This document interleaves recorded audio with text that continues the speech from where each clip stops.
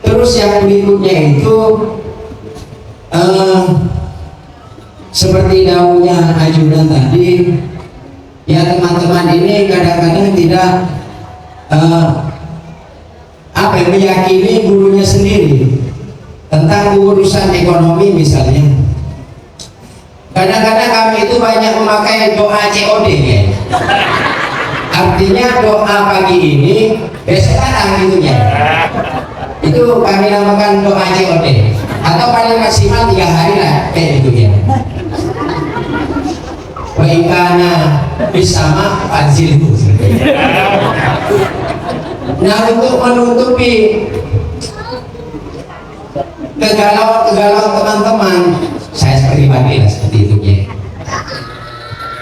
Apakah ada aplikasi khusus seperti itu dari Superjob? Ya, walaupun tidak COD, setidaknya membuat hati tenang atau bagaimana?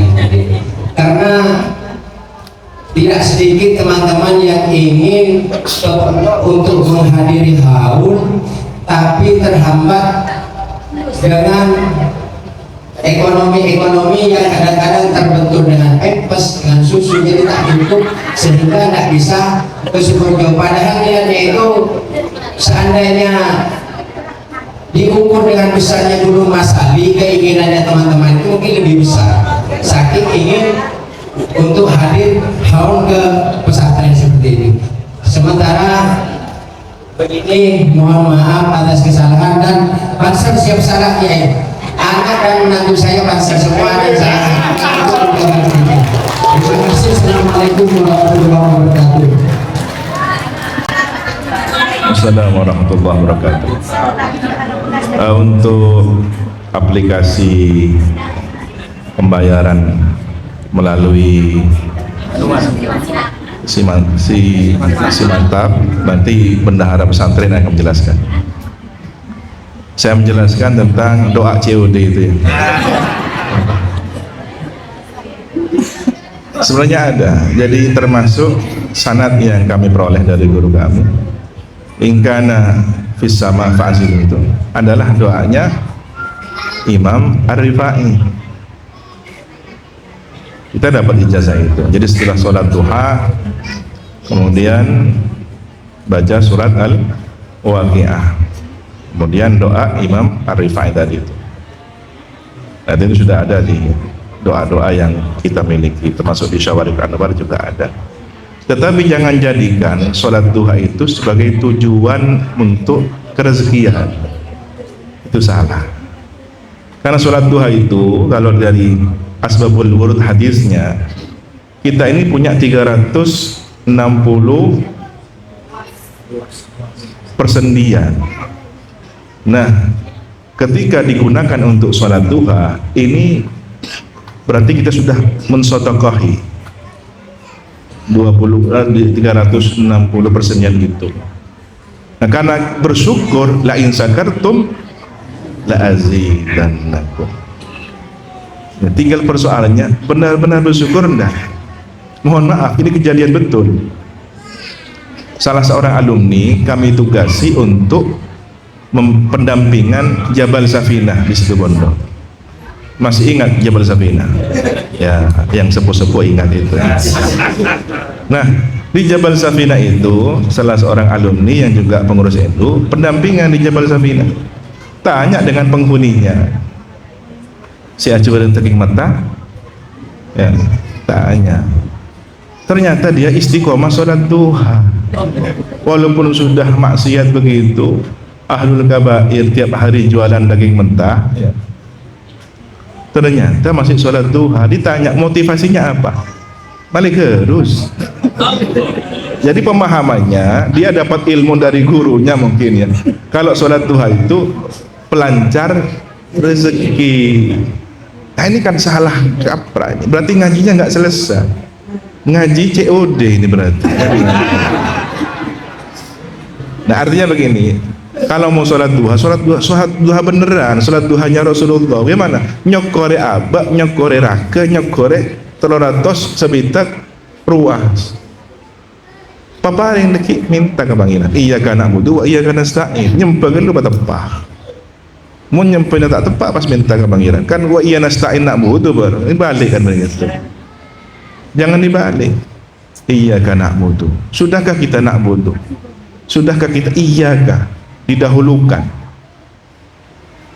Kalau nak butuh iyyaka kita orang ngestoki.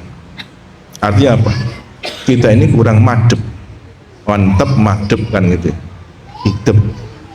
Tak ngidep lagi ke pangeran. Kadang-kadang itu persoalannya. Ketika tidak manjur pasti disalahkan. Oh, tak manti cik urina tanggia ya gitu kadang-kadang. Padahal si tak manti aban tipi kan gitu. Nah ini silahkan diamalkan. Ada juga sholat hajat 12 rakaat. Itu juga silahkan diamalkan. Tetapi harus diperjelas niatnya.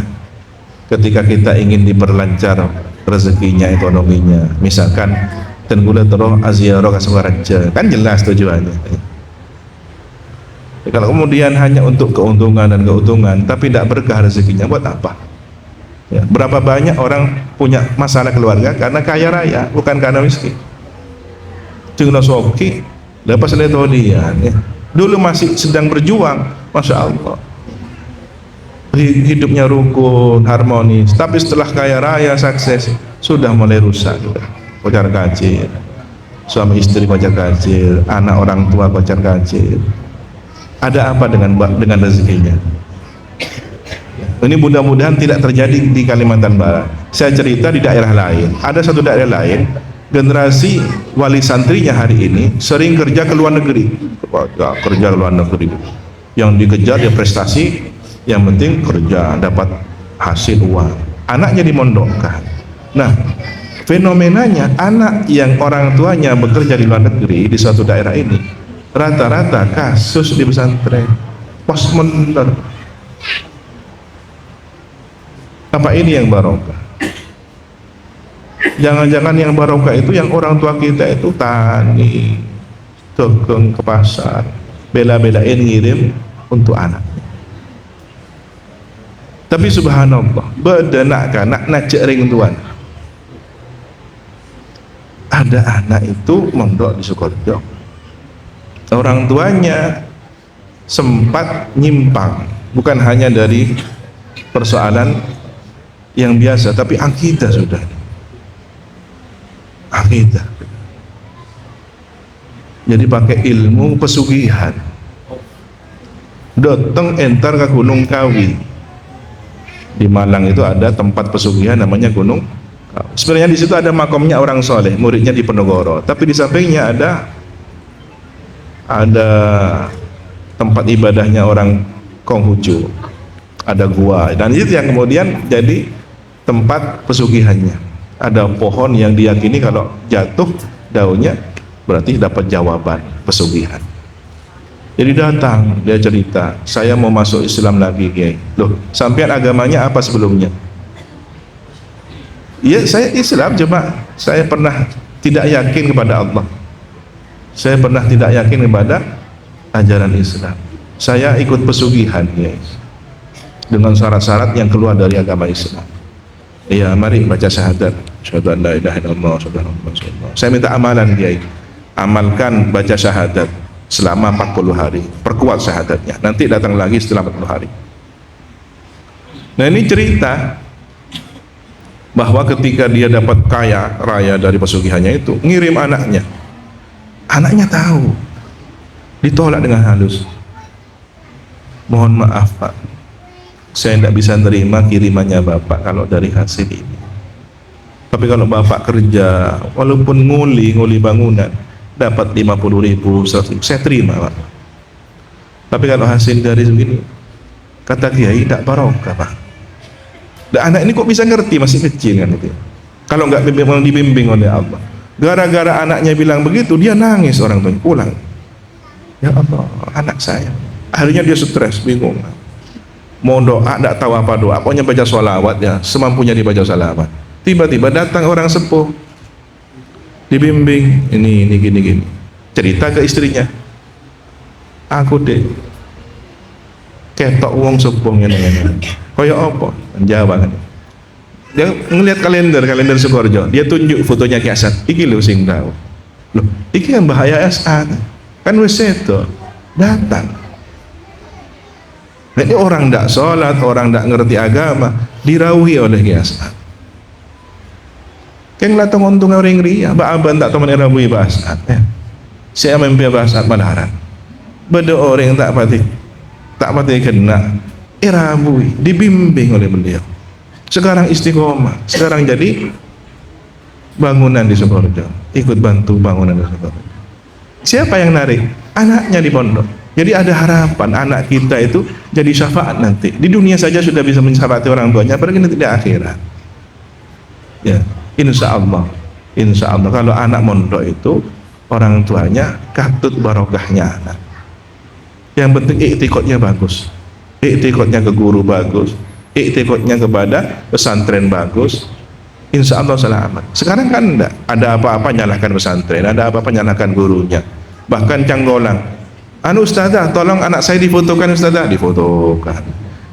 Anak saya mau makan apa, makanannya difoto. Itu gurumu bukan tukang foto, gurunya anakmu bukan tukang fotomu, kan gitu. Nih hati-hati alumni ya, orang tua wali santri ya. Bagaimana anaknya dapat barokah kalau kemudian gurunya anaknya erosoro? Kalau dititipi untuk dijaga lain, ustazah atau umi ketua kamarnya, motor anak jaga itu lain itu masrahkan. Tapi kalau kemudian ronyoro, ini kan suul adab. Bagaimana bisa barokah kalau orang tuanya sudah salah tempo? Nah ini yang mungkin perlu diluruskan ya. Insya Allah ada COD super kilat. Tapi kembali kepada diri anda, iktikadnya mapan apa anda kan gitu.